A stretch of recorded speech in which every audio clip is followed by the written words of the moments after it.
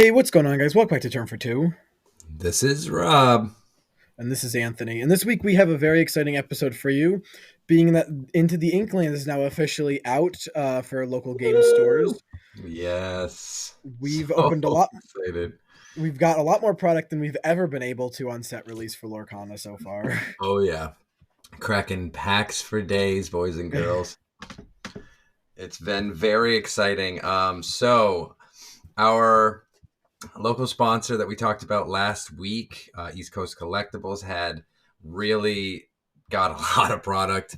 I got a case from him. I just had to. I did well enough in it, to be fair. We could talk about that in a little while. And then I did a midnight release on Thursday, which was really neat. Right at the ding of 12 o'clock, um, Elvis at Geek Me in Schenectady had sold everybody stuff prior, and then we all just kind of lined up. He handed it out, and people were just unceremoniously tearing into packs, which it was a maelstrom of plastic and cardboard. It was a lot of fun.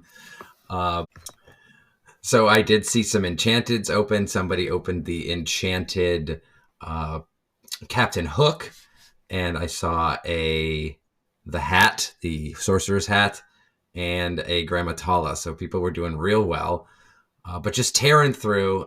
And I just kind of watched from a distance, trying not to influence bad packs with my bad luck. And then we decided to do a draft, and doing a draft with a brand new set is so much fun. Nobody has any idea what's good. You can get an idea of what good cards are because we just kind of have that knowledge base of card games, but it was a lot of fun. And then Thursday I opened my Troves. I had a Trove versus Trove kind of sealed deck tournament. That was fun. And then I just opened some packs on Saturday and Sunday because I did get a chance to see you, Anthony, on Sunday, which was Yep. nice. And we got some serious trades done online. Uh, Played our in-person games for the Cooking Time Challenge, which we'll talk about. And this is my favorite time of year. It's that every 3 months where you get a couple of weeks of excitement of all the new stuff, and then the meta starts to settle out. You kind of already have your cards, and then it's just kind of theory crafting that next big piece. But that was my experience. How did you start? You tore in well before I did. Yeah, so we got our box. I got a box of Trove gift set and two starter decks, and about took me half an hour to get through everything. And then a couple days later, I got another box. I got some pretty good hits. Most of them you ended up with, like the shiny Robin Hoods and some stuff like that. Yeah, I could get a couple pieces off of you. Real nice stuff. You did open pretty well. Yeah, I opened pretty good. I started off real rough, but made up for it in spades, and we can talk about that in a little while. Heck, let's just talk about it. So, I bought a case, and I split the case with another person, and she opened her box, which might have been the box from the case, and might not have been, and there wasn't an enchanted in it, and there wasn't an enchanted in my first two. So the anticipation was that there would be one in the fourth. But as my luck would not typically have it, there was an enchanted in there, and I pulled a Chernabog to break my 500 pack drought, which was exciting, but it was less exciting because I was expecting it, you know?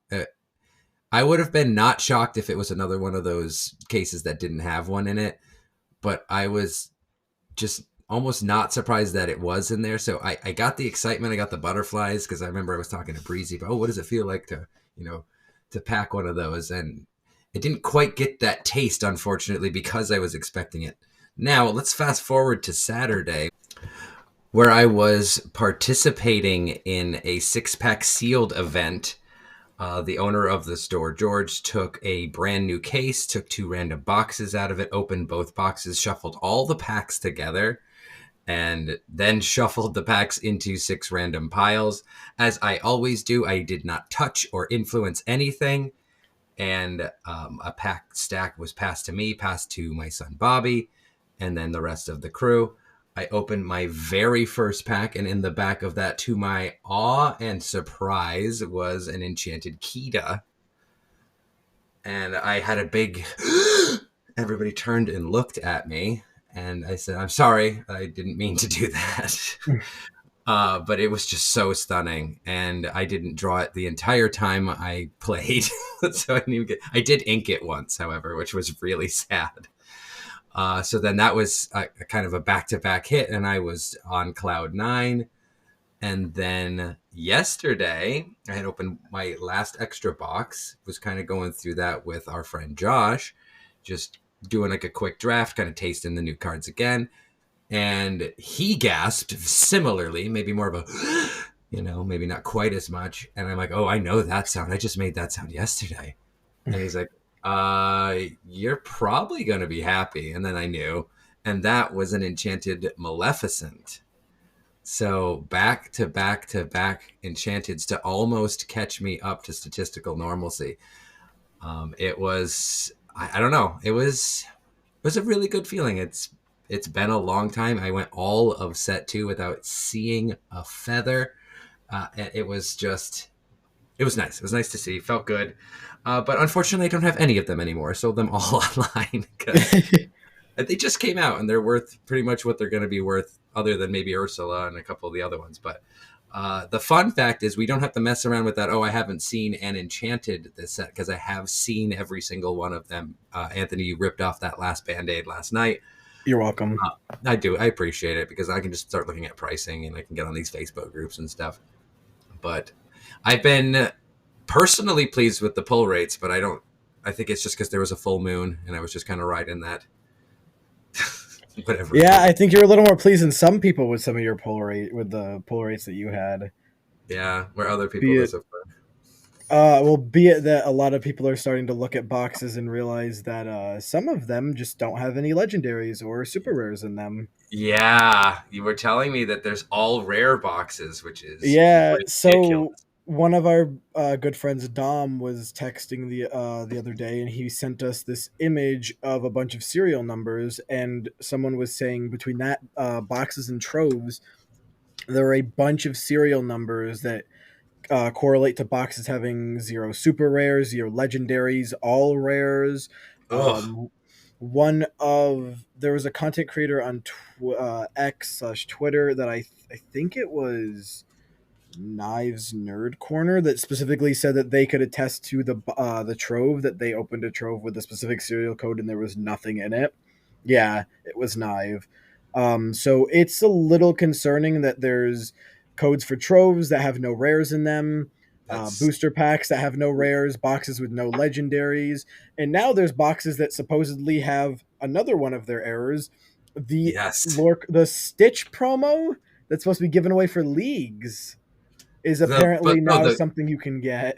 the big, not even leagues, for those big like Big league regionals tournaments, level yeah. events or cup level events. And that's nuts to me that they have had some printing errors before. I showed you before with set one when Yeah. I got packs that didn't have any rares in them, just uncommons and commons.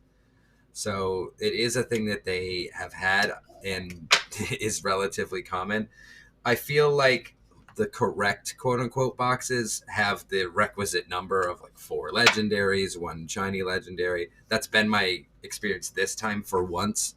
I remember again set two, I didn't open a single shiny legendary the entire time. So this set already loves me immensely more than the other one did, but there are continual print errors. And you sent me that picture of that crazy like ink Oh, I think blot. I showed it to you when I was with you yesterday. Yeah, there were a lot of like black ink bleeds. I mean, we're really getting into the Inklands here. Deep. There was a lot of ink. I think it was on Facebook, but there was just a lot of ink bleed, and like I have a couple cards in my binder. I don't think you saw them yesterday that have just random like ink dots on them, and there's just been a lot of stuff you see mostly on Facebook right now that's just a lot of printing errors. To me, they're starting to turn into Pokemon with just the amount of terrible print decisions and also the decisions to take out the like little four-piece Yeah, I was sad about that. I get I that think you using everyone the rules was. for locations, but you can just put those in the starter decks and put them online. Like you don't need to put them in there. As much as I had this conversation with another person. I'm like, 2 or 3 weeks from now when I'm opening packs, I hate that thing. But in the very beginning, it was exciting. Like, oh, well, that's what it is. It's that piece. and now I want to get the Yeah, 4, and you put it in your binder. Like I saw in your binder, you just put the location rules yeah. in the slot that you would have had that, which I think is cool. But I like those little pictures, and it's a waste of cardboard to do it the way that they're doing it, even more so with this. So that was one of the original thoughts. Oh, they're trying to save cardboard, but now they put 2 useless things in there. So Yeah, I and don't. it's also like I feel like I have maybe five, I kept like 10 of them just to give to people that are new to the game, and the rest just got thrown out. It's like at least with those little pictures, I at least kept them for a little bit because there were always Mm-hmm. like some little kid who wanted them. Now it's like no one wants these. They could have Right. just printed the rules on the back of the like little picture. They could have just did Yeah, that's true four too. of them and they all had different things on them, but they chose not to for some reason and I don't know I why. think that's a whiff. That's I get it. People just kind of throw them away towards the end, but again, in the beginning, they're neat, and you kind of just want to hold on to Yeah, but speaking of opening things and being disappointed, we can get right into them. the new Stock prices and stonk review. So, as excited as we are about Into the Inklands, we will just quickly start with set 1 and set 2, just so you guys can know what your new cards can trade you for old cards. Quickly on the Enchanted, Elsa is currently at 738. Again, as we use her as the metric for the prices of Enchanteds. Gorgeous card. I will probably never, I still don't think I've ever seen one in person, but other than that, they're all maintaining high prices. Belle 275, Surfer Stitch 257. My girl Tinkerbell 239. So big numbers there. Everything's actually gone up. Maui's back up to 145. He was dipped back down to 90 a while ago. So maybe cool your jets on those for a little while. So Rapunzel's actually and whoa, hold the phone. Are you Rapunzel's down noticing to it now too? $30. Belle's at 24, and Maleficent Dragon's at 23. Interesting. Hades dropped down to 18, so some big drops kind of across the board, except for Belle. I think Belle's just getting better with the new decks coming out. I'm sure you can attest to that, Ant. Yeah. Uh, Elsa climbing up. She's at 15. Interesting. There has been some big moves. I didn't actually look at this before I did this. Whole New World still $14. Um, any other big moves? Maui's back up to 6. Basic Maui.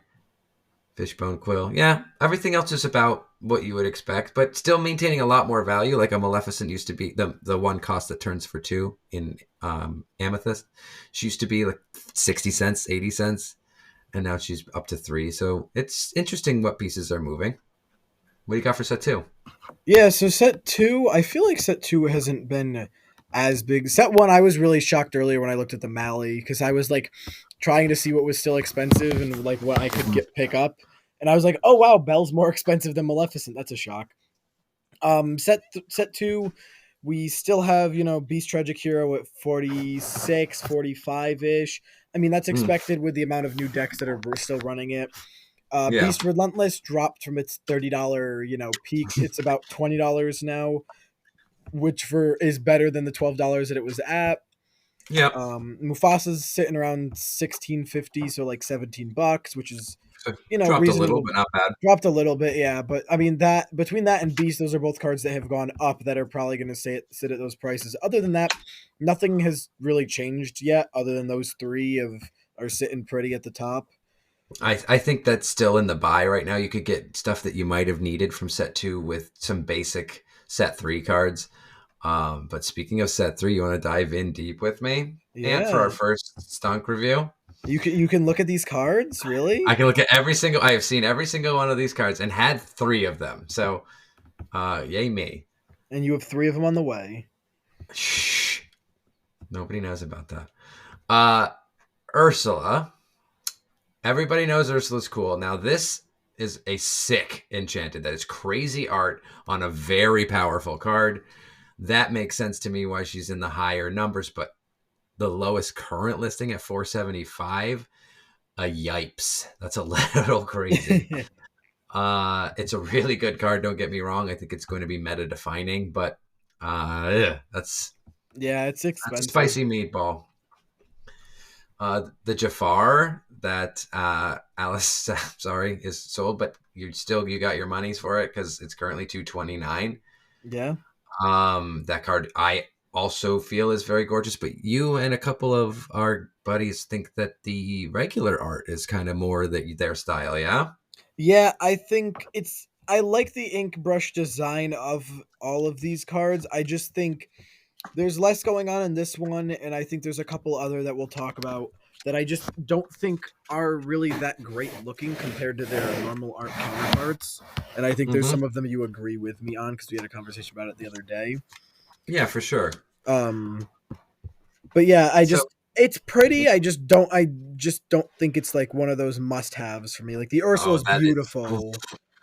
that Jafar is absolutely a must-have for me. If that dips to a quote-unquote reasonable level, I will snipe one of those.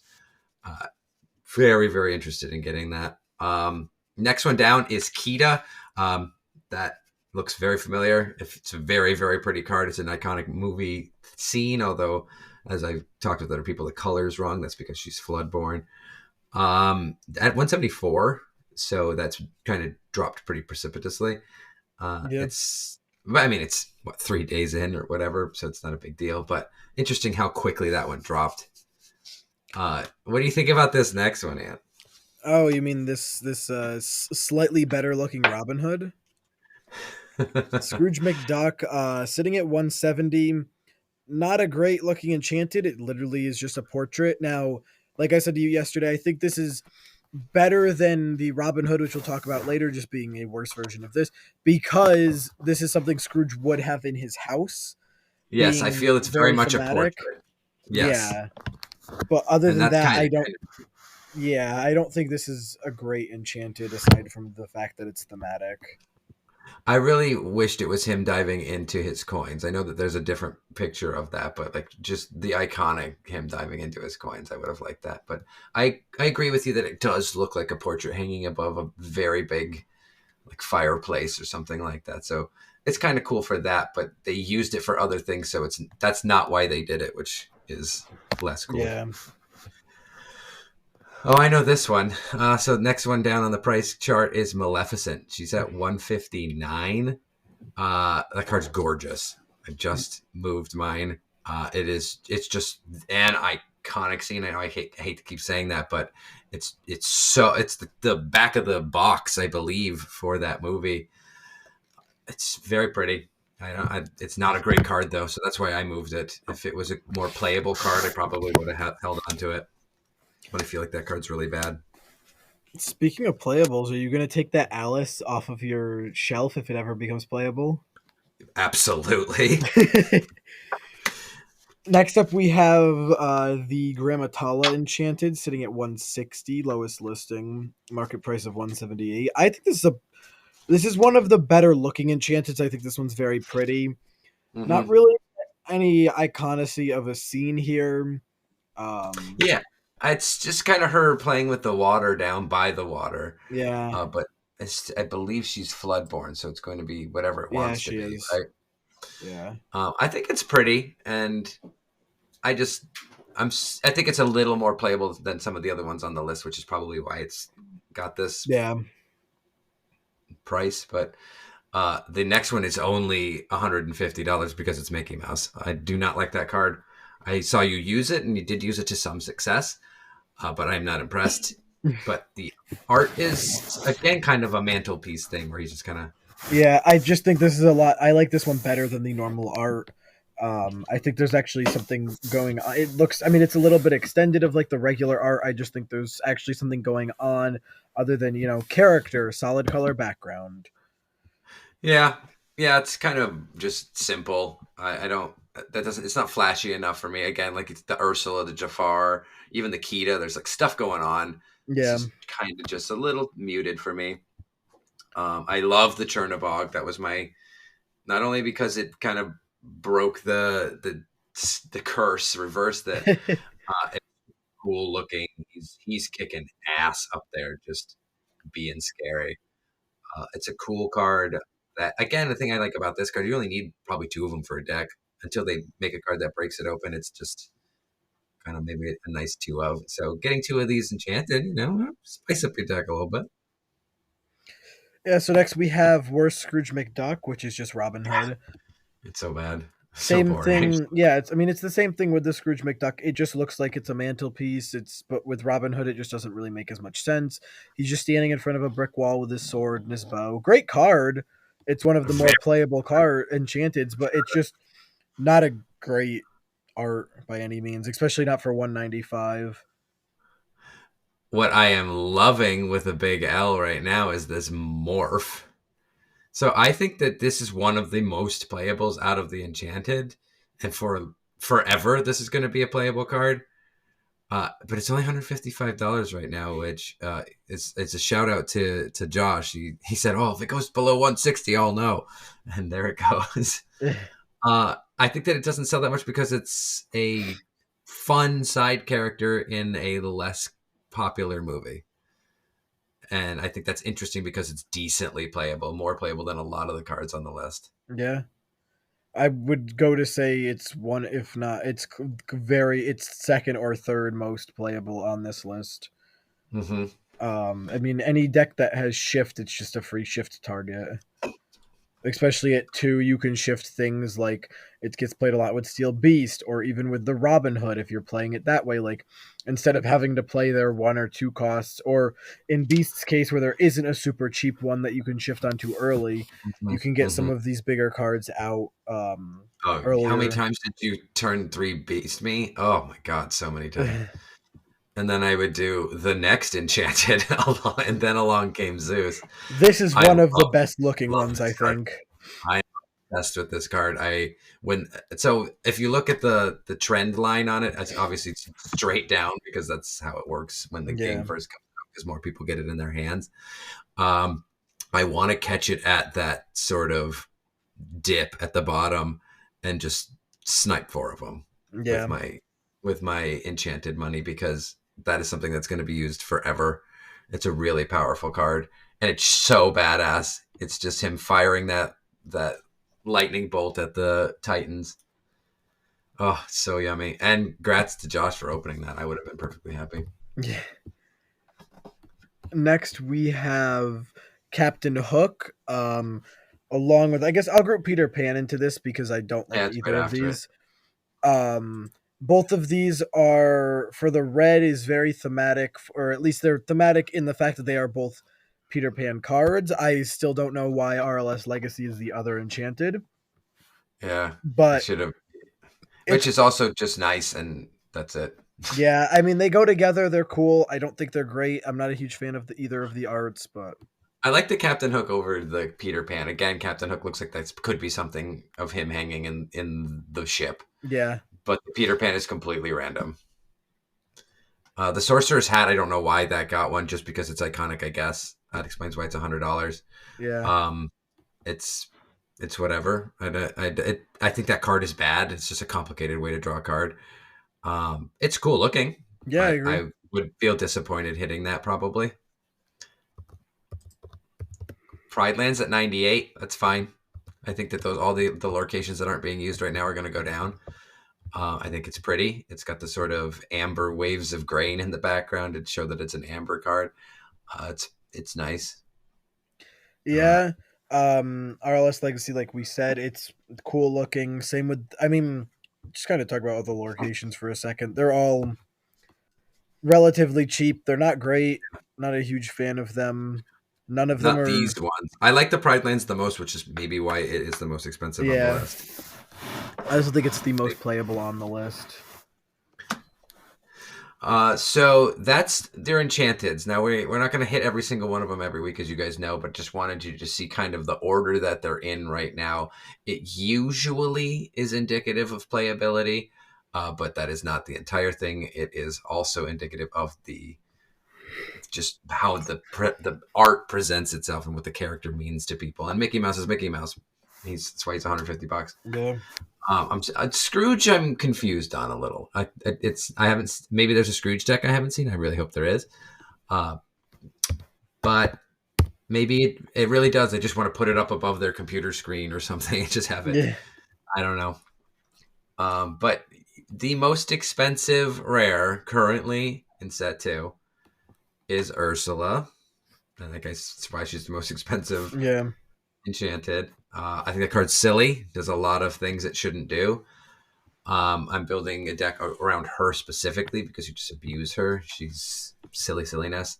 That being the case, 42 still seems high and it's too early. I would wait and then buying. I know people are just like, oh, I got to build my deck immediately, and fine by all means. But if you're trying to kind of slow burn this and pick things up, I would wait. This is going to settle in at probably, we think 30 probably, Yeah, 30, because it's thirty-five. a lot of product. Yeah. So I would see that going down. Same with the next one down, the Jafar 36. I could see that dropping to 25. Yep. Where do you think about Jim being the next one? Jim, I think, is going to drop. I don't. Jim's such an interesting card because no one was really. I don't think anyone was expecting it to be as expensive as it is. Right.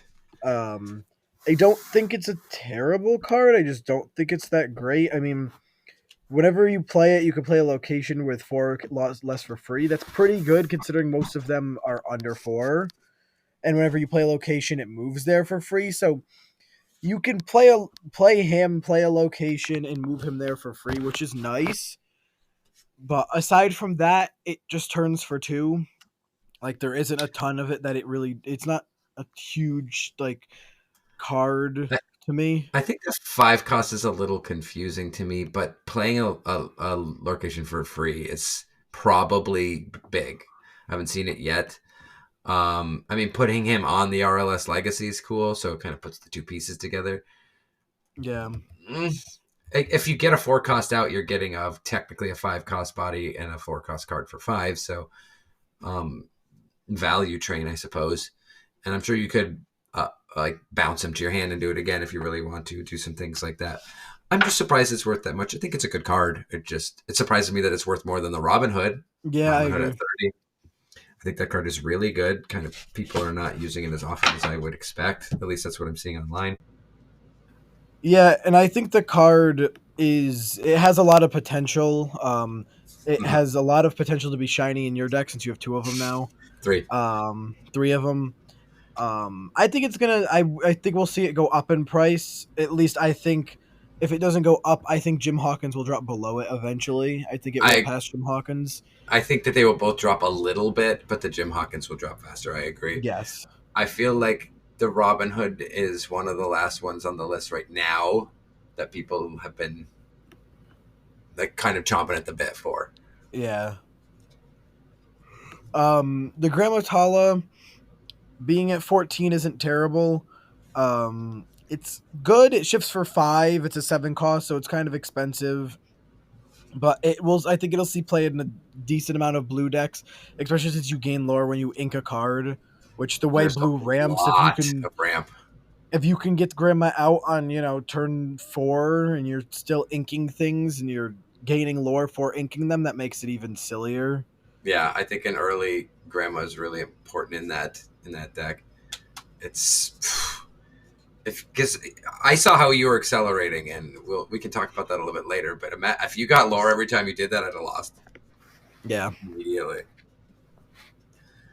The Kita, I think, is interesting. I think it's a good. I think it's a good support piece for aggro. I think that it has some application as a late game card. It has that shift, so you can shift onto the one of the baby Kitas. Um, I'm surprised it's at 15. I think that's probably about where that'll land. I don't think it's gonna because somebody's gonna figure it out, right? There's always gonna be that. Oh, we didn't see it in that deck. Oh, it's really good, and it might Yeah. move around a little. But I think that's one that might just kind of stay put, similar to the next card on the list, the Perdita. I could see Perdita being a $10 card easy. It's kind of power levels of Tinkerbell and that kind of a thing. I think it's an interesting card. Yeah. I'm shocked Queen's Castle's at $7. I It's just saw that. Why? I don't know. Should get rid of them if you got them. I have a bunch of them. I think I have 4 of them. I know that it's a solid card, but wow. I guess 2 passive lords, easy to move guys over there. By the time you play it late game, throw a couple of dudes on there. Well, also too, like it says for at the start of your turn for every character you have, you can draw a card. So I mean, It's Steel Beast, but if you have three characters, you're drawing three extra cards. So Right, you it's got to pay great the card to have the draw. characters, but it's interesting that that's the highest. That's a rare. That's a regular rare. That's at Yeah, $7, which means sell, sell, sell if you guys got these because it's a regular rare. It'll eventually go down to a couple bucks. yeah. Maleficent at 7 makes sense. It's not an amazing card. It's just For a Maleficent. legendary. Yeah, I think that's the only reason that still has any value. I don't think that card is somebody text in or X us or whatever the kids are saying. I I need to see why this card is good. I prove it to me. I just a 2/3 for 5 feels terrible. Well, you play 5 for your 2/3. It didn't do anything that turn, and I go smash. It's not great. yeah. Lucky Dime being 7 also kind of shocks me. I sniped one of those at 3. Oh really? Um, I would have well, done that. That's a nice snipe. Dom asked me to get rid of his, and it was $3. I go, well, I need it for my collection. I'm taking it. I owe you $3. He goes, okay, and then it went up to 7. Nice. So I think that card is fun, and somebody's going to find a way to use it. That is a card that has a really high ceiling, yeah, so I think it's going to drop a little bit more. So when this just if you get it for $3, by all means, that's a buy. yeah, 7 right now. I'm on probably a sell. I think it'll dip a little bit more before somebody figures out how to do it with the current cards, and from there, when more sets come out and you can do more silly things with it, I think that'll gain value. yeah. I agree. The Milo Thatch I really like. I better Do because it's you? the thing I open the most. I like You, it. I you, don't love it. you don't like It's that it went from 30 to 10 in a day?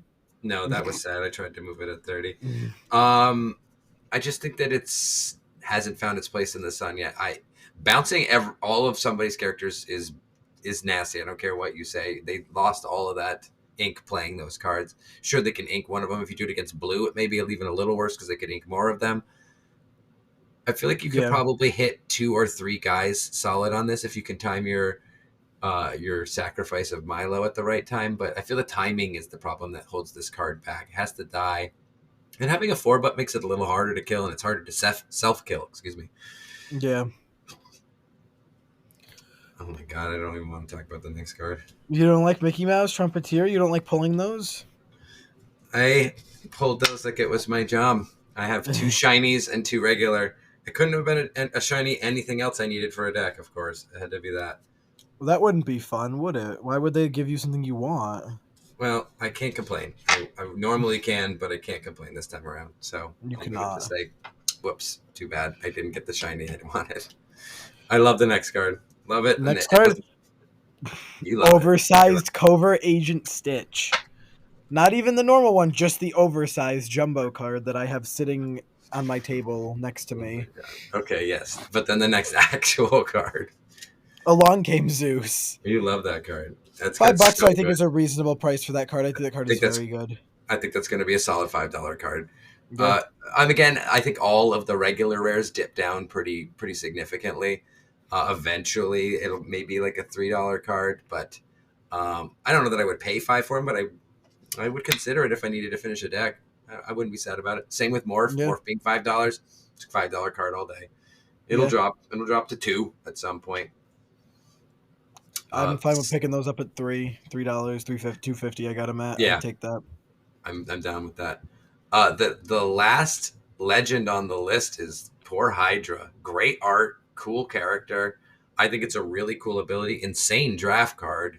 Yeah, Just not quite good enough because it has to take damage. So if I feel it being cool in a sort of you can put it in a Mufasa build and just drop it for free, or heal it, hit something else with the amount that you get hit for, heal that, then hit something else.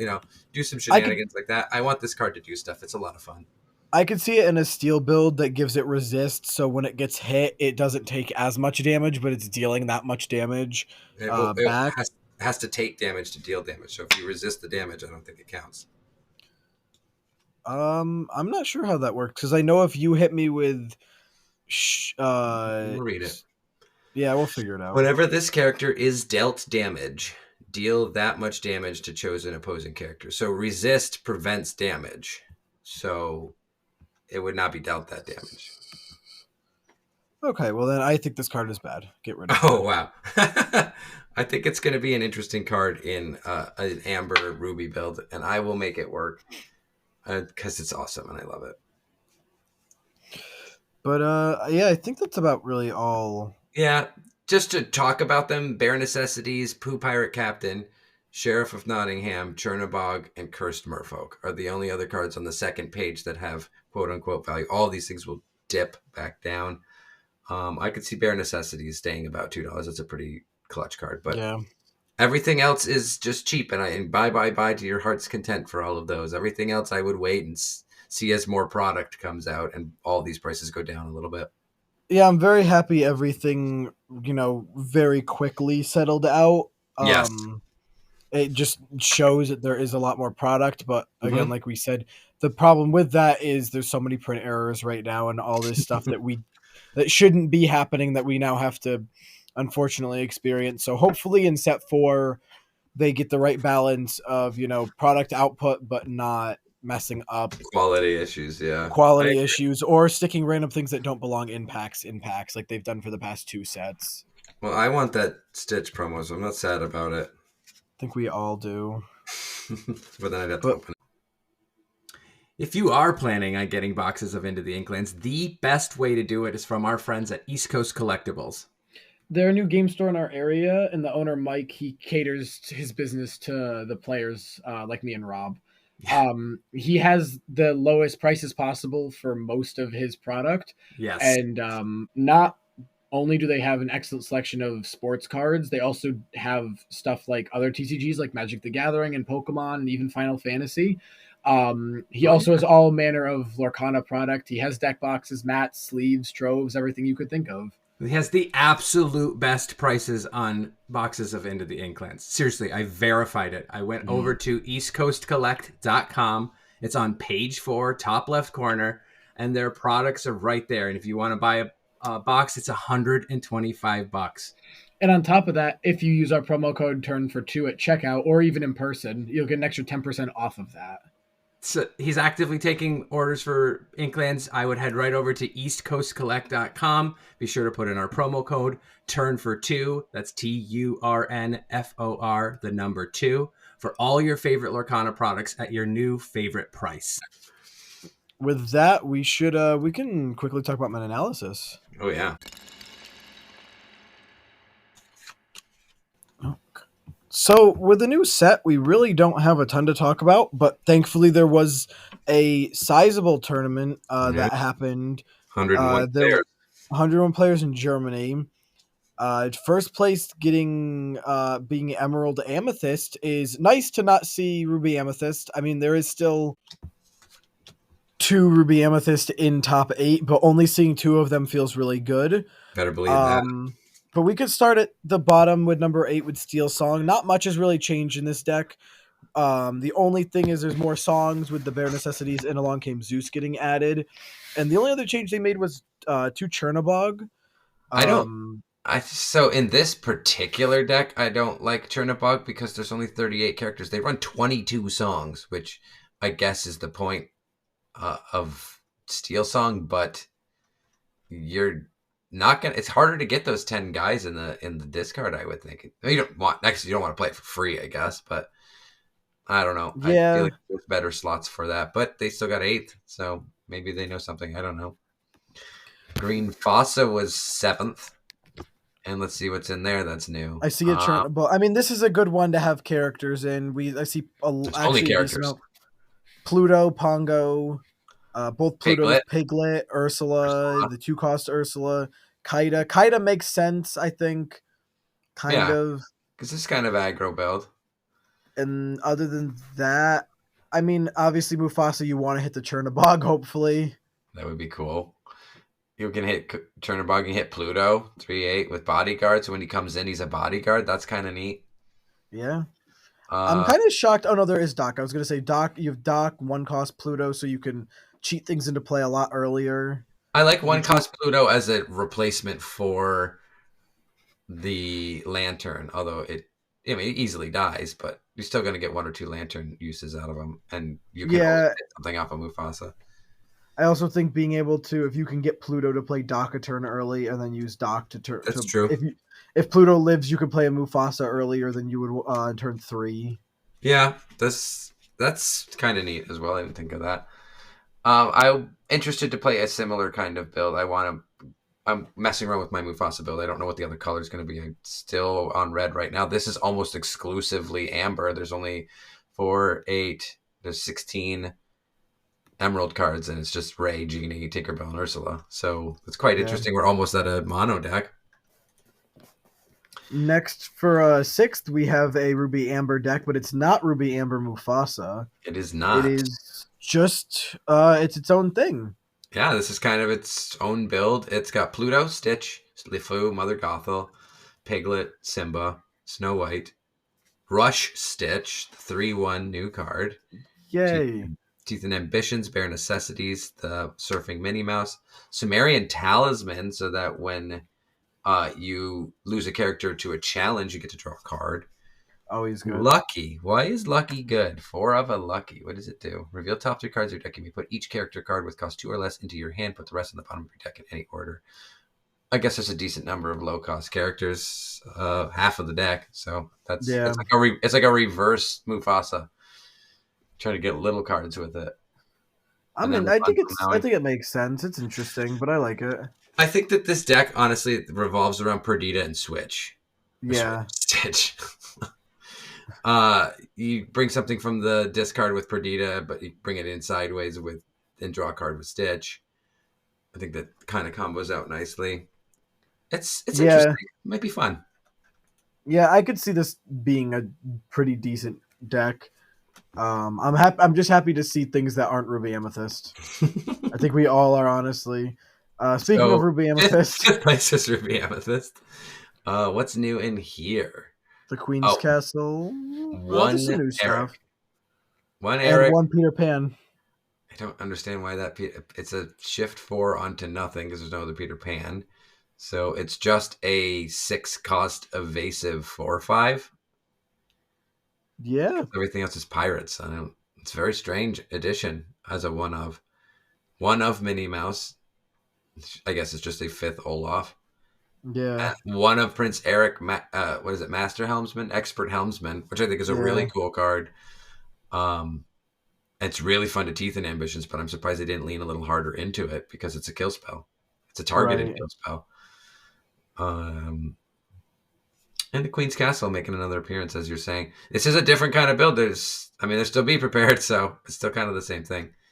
But Yeah, I think the Queen's Castle. I think, and that's why I think it is $7. I think it's a really good card.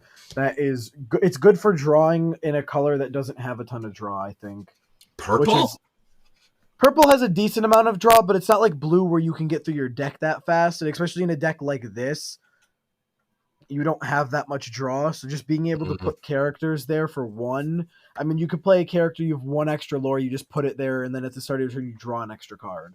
I think one of And the if they main don't want things you to about it draw a that card, they have to kill it. I think one of the main things about it that's really cool is that it gives you 2 lore passively as Yeah, well. which is Interesting a that you're killer saying if you it. don't take care of it. Fourth place is a similar deck that I have built, but not remotely the way I built it. It's the Whole New Jafar is the name of it. It's just using the new Jafar to play a whole new world and get 7 lore. Feels nice. This is more of a control build. There's a lot of kill spells in here. Yeah. Grab your swords, along came Zeus, fire the cannons, Tinkerbell. Wow. So they're killing dudes and drawing cards. Feels nice. Yeah, Uh, I think you have to be able to, you have to have that board control. I don't think you need this much. I think you could probably, I mean, I think just making sure your Jafars don't die before you shift is huge. I feel like, Um, yeah, and they have 3 of the 2 cost, 4 of the 4 cost, and that's it, which is fine. yeah. For some It's reason, they fine. don't have 16 Jafars in their deck. I have 15 Jafars in my deck. So we're gonna skip over the third place since it's the same as the Yep. first. It's a little different. It has bounce, strike a good match in it. But we'll talk. We're gonna talk a little bit. We can touch on some of the differences here, but we'll talk about the first place deck more in depth. They play bounce, which is interesting to me. I like Um, bounce. I think bounce is fine when you have a whole bunch of one and two cost characters. we also have Pascal and Maleficent, You both the one costs. can bounce the Ursula, pop her back down, make them Yeah, discard their other be prepared. strike a good match is just if you have uninkables you don't want in your hand, draw two and discard it. I just like that card. It's also Um, really good to sing with Ursula. yeah. So aside from that, we'll talk more in depth about that list in first. There's another red purple deck. This one really doesn't have anything different. For Jim Hawkins, Jim which is Hawkins is interesting. Jim Hawkins Under is the a good RLS legacy, I guess. RLS Legacy or Queen's Castle, Oh yeah. yeah. Okay. And then two Prince Eric and three Madame Medusa. Aside from that, everything is pretty standard to what we saw pre-rotation. I I find think. it interesting that Madame Medusa has notably replaced Lady Tremaine.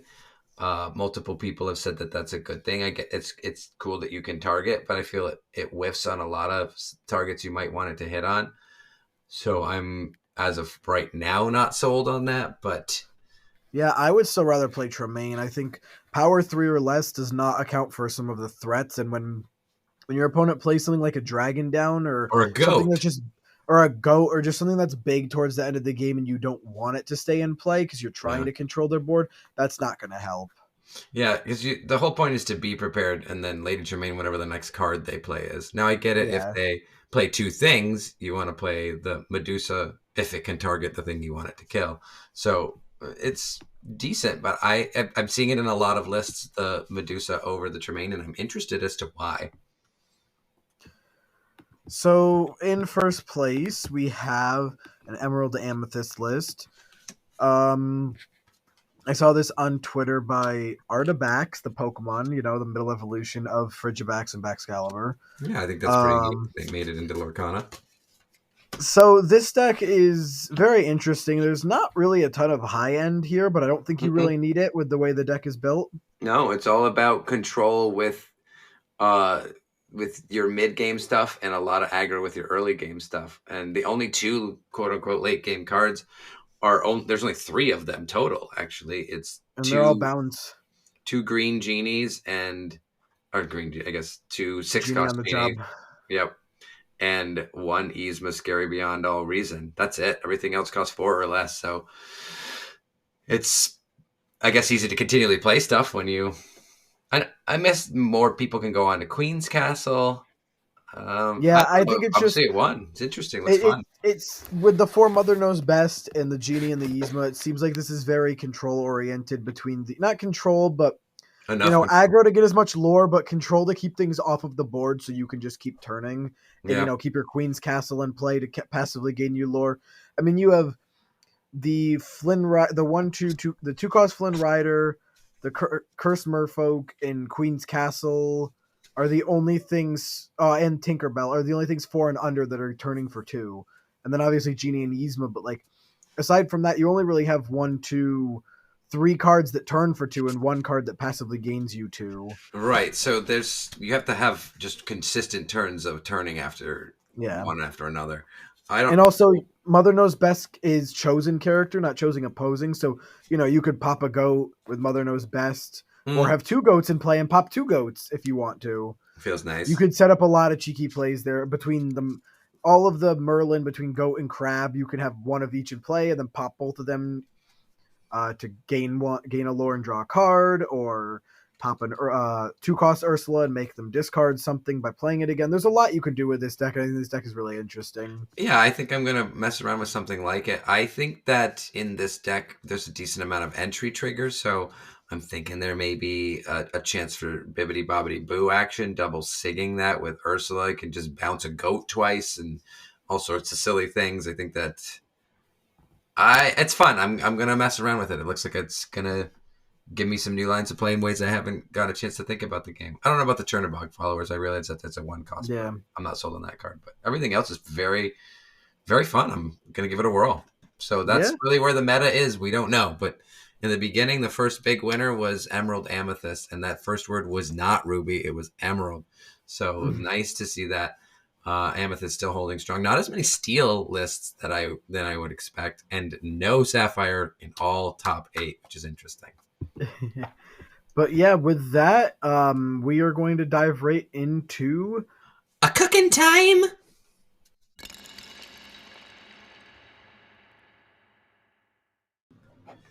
So for cooking time this week, we set out a very simple challenge. It was figure out a deck and make it, and we played in person, which was fantastic. Best out of 10, 6 calls it. You can't really do best out of 10. We're always fine with ties if it happens, and almost Yeah, did. I won 6-4 with yeah, my Jafar in a way, a deck I built revolving around my boy Jafar, one of my favorite villains, and a fantastic card, art and card in general. Um, in case you guys didn't know, Jafar Striking Illusionist is a shift 5, cost 7, amethyst 4/5 that turns for 1. It is evasive, and more importantly, as during your turn, while this character is exerted, whenever you draw a card, gain a lore. So the whole point of the deck effectively is on turn 5 to shift on one of the 8. At the time it was 11 options, but 8 Jafars when I fix it, and immediately sing a whole new world to gain 7 lore. Who cares what you get rid of or draw at that point? And if Jafar yeah. dies after that, okay, that stinks, but he has evasive, so he has some survivability. And that's it. That's the deck. It's got a ton of draw. Cusco, Maleficent, Merlin Rabbit, friends on the other side, and ways to bounce all of those things. So you're constantly drawing cards, which is a little counterintuitive with a whole new world, which is why I am going to change the deck a little bit, because when you whole new world, we have 7 cards in your hand. It doesn't feel nice unless you're playing Ants deck. So it's got some tweaks that could be made. So I had 4 of the 1 cost Captain Hook. I think that's perfectly fine. I'm going to get rid of the Haunted Llama Cusco's. I feel like it's just superfluous, and I could just put something better in that slot. So I'm going to pull those. Love the Madam Mims because I actually went up with 4 snakes, 4 foxes, and 4 of the Rival of Merlin Floodborn version, the actual like lady herself.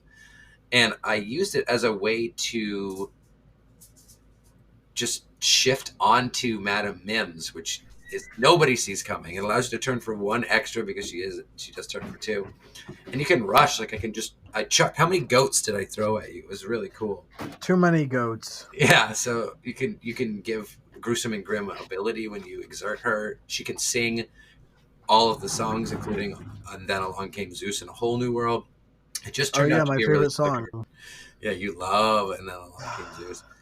Other than that, in the list, just a couple of Benjas for item removal, 4 goats, of course, and that's it. That's so I have the 12 songs, Friends on the Other Side, and then Along Came Zeus and A Whole New World, and it's just draw cards and Jafars. We had some very close games. I had one game that I just went off, and I gained, I don't know, like 14 lore in a turn. I think it's pretty solid, and I'm going to spice it up and make a few changes so it can be a little more consistent. I was a little scared in my kill spells. The only ones I had at the time were 4, and then along came Zeus. So you have to really pick your targets for that. Turns out that you presented me with some pretty nice targets multiple times. Oh yeah, did I? Yeah, Steel Beast, Steel Beast, Steel Beast, and Steel Beast. yeah, but only if you morphed it. That's when I would do it. Yeah. So long story short, the deck was decently consistent. I'm going to make it more consistent. It's a lot of fun to play. Speaking of consistent, I didn't have as much luck as Rob did. My deck had 18 uninkables, which was most of my problem. Yeah. But my deck was very set on digging through my deck as fast as I could to get my pieces. Um, I had 4 improvise, 2 ransack, 3 hypnotize, 4 strike a good match, 4 let the storm rage on, and 4 whole new world just to be able to get through my deck, along with emo beast to draw cards, 1 cost Simba, 2 cost Or Cinderella, filtering. Or filtering. and yeah, and I had 3 Prince John at the time that I've now replaced with Cloud Kickers. I also play the 4 cost Mickey Mouse because it allows me to play characters if I'm behind on my combo. If I miss a turn, I can play Sheriff and Beast on the same turn, Yeah. and then have them. Or I have 2 of the Cinderella Stout Heart, either do shift under the 2 or if I'm just kind of in a predicament where I can't get the combo off, like I was where you decided to make me discard my final Bayou. That was fun. Um, It's I the just last sit thing. there and turn with Cinderella, and it has resist. So if I'm playing against like an aggro deck, it's normally not dying. Yeah, when And if you I end up playing Strike a Good Match or Let the Storm Rage On, or even Whole New World, if I'm playing something and there's a threat like a 2 cost Jafar or a 2 health Jafar I don't want to deal with, I can just sing one of those songs and just kill Yeah, I think that you Mickeying the 7 cost Cinderella into play was not, I was not expecting, it. and that did a lot. I think almost every game you did that you won. It was very interesting to just throw one of those out early. Your deck had a lot of. I was surprised at how effective the Sheriff of Nottingham is, especially when you can Yeah, get two of them in play with how much discard you have in your deck. You did get down to your last 2 cards. I could not find frigging Whole New World to finish you that off. was scary. That was a scary game. Um, a I lot think cool. one of the big things, or at least one of the big things I learned was that combo is nice, but it's if you set up correctly, it's a turn 7 combo, which is very hard to play that long. Yeah, I pulled it off once in our first game and then never again. yeah. That's the. So I think it's an amazing combo, and there's going to be a way to make it more consistent, but it's hard. You have to have yeah, the beast. The beast has to survive a turn. That's really the hard part of the combo.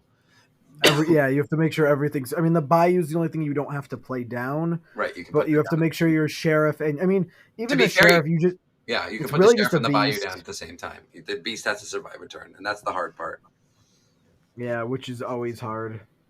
But your sheriff, especially when you had two and you would do all those discards and you could just wipe my board, Yeah. that was, I was not expecting. I knew the card was cool, but the way that you built it with all that discard was really interesting. Yeah, and I think we'll see builds that are similar to mine without the infinite combo that are just like Sheriff of Nottingham decks with a lot of discard where it's just like Yeah, kind of control. I feel like most of my discard, I guess Strike a Good Match is really good, but aside from Strike a Good Match, most of my discard is Steel. So I feel like we could see like a Steel Ruby build that's like dead control. It's like you have Tremaine and Dragon Fire and all this stuff to just deal with things. And then when you have tiny things, you just Sheriff of Nottingham to just wipe boards with Whole New World if you have like 7 cards it's in your just a hand. super control list. That's really fun. I think Sheriff of Nottingham is a deck in and of itself, just like you're saying. Yeah. I think that you can just, oh, I'm playing a Sheriff of Nottingham deck and concentrate on discarding cards. Like you said, you got the Simbas, you got the Whole New World. Whole New World was silly. You did 13 damage one time, so you Yeah. had 13 cards in your hand and just wiped my entire board. The thing that it automatically loses to, but as you can see, there hasn't been a lot of Sapphire, is Cogsworth. One Cogsworth and Yeah. Sheriff Nottingham doesn't do anything. So 10 Sheriff of Nottingham's doesn't do anything. It's very, very difficult to beat. But as we were saying, that is just sort of a problem card. Did you want to say anything more about your build? I was going to say what my differences. No, I was gonna say we played. So after we finished that, we did play a quick best of three with a deck that I put together, that me and you put together before we did our challenge, Yeah. and you played your version of this steel build that I was playing. Yeah, and again, I wanted to do the combo because again, I've been looking for an excuse to use Relentless Beast. I only played with you twice, so I didn't get it off. It's nice to have as a backup, but I am of the mindset now that you're lucky when you get to do it. But you always want, if you have the threat on it, of the threat of that on the board, people concentrate on the beast, and you can then do other things. So if they don't kill the beast, then you can do the combo. If they do kill the beast, then you use your cards. I had the same Morphin Beast combo that you did, so you can just put Emo Beast on turn 3. That's fantastic. Yeah, I played the 2 cost Ursula Deceiver to snipe songs because there's so many good songs. You and I are both on the Kit Cloud Kicker. Shout out to Josh for getting me on that card. I play 3 Lyle Tiberius Rourke. I think that card is very interesting. I didn't really read it well enough.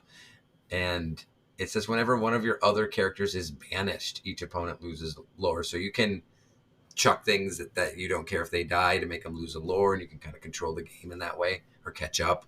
So I actually had some pretty good success with that as a 3 drop. I play 4 of the Ursula because it's a broken card you have to run if you're running green.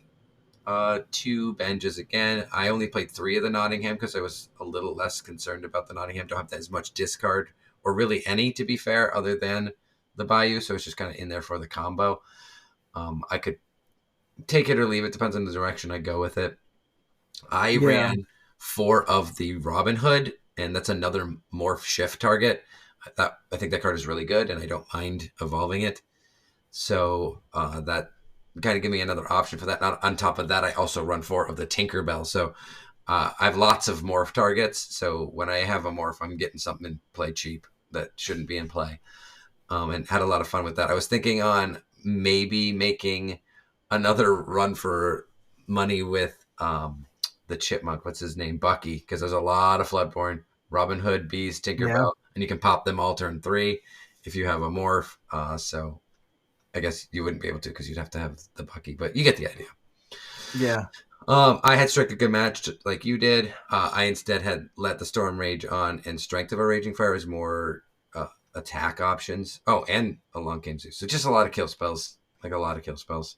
And the yeah, only other thing that I put that I haven't seen a lot of people putting in anything is my 3 copies of Nottingham. I really like that the 1/6 costs. I think that they net you a couple of lore, and most of the time you have other threats on the board. They're just leaving it alone, so it's just getting you some passive generation. So I really like. I think that ended up winning me the last game was like the 1 or 2 I got from Nottingham.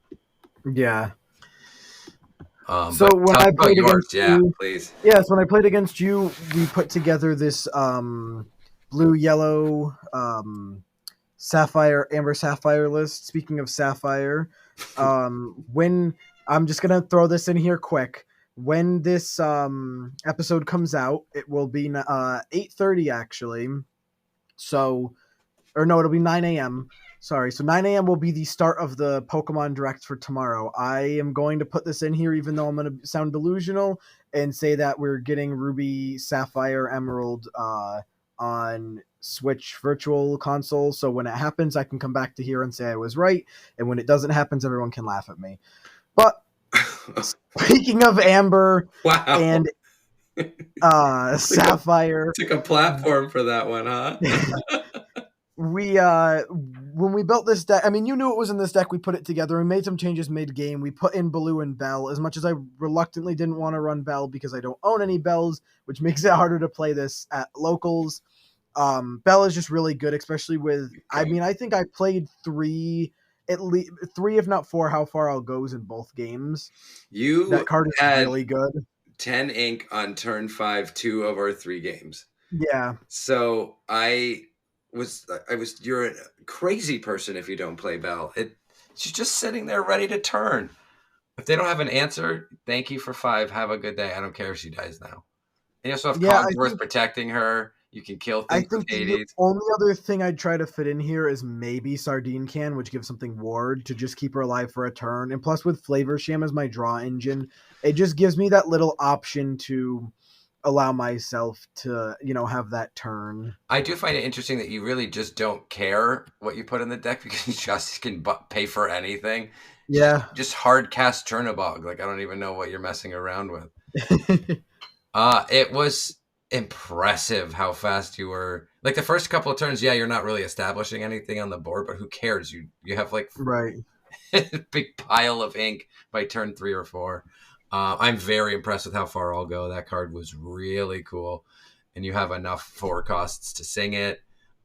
Or if not, you have Sebastian and Miss Bianca to sing it. So really fun list, a lot of cool things, so much ink. And you have the Grammatella. I still think we should consider putting the 2 costs back in just to shift her because can you imagine if all those times you had all those crazy piles of ink, you're also getting lore for it. Yeah. It's a lot of fun. I want to help you work on this. I want to play against it some more. It's a really fun deck to watch and fun deck to play. Yeah, I agree. I'm looking at putting something. It's probably gonna end up being Aurora, something just to protect that Bell because being able to put, especially with 10 ink, Aurora, you play both Aurora and Bell, and everything is resist 1 from Cogsworth. That's just a nasty. Yeah, it's gonna Nasty, be. nasty combo to They're have gonna have to out wait till there. you actually get the 5 to then attack into it, and that's if they have anything left after your Hades and Right. singing "Let It Go" and all this other stuff too.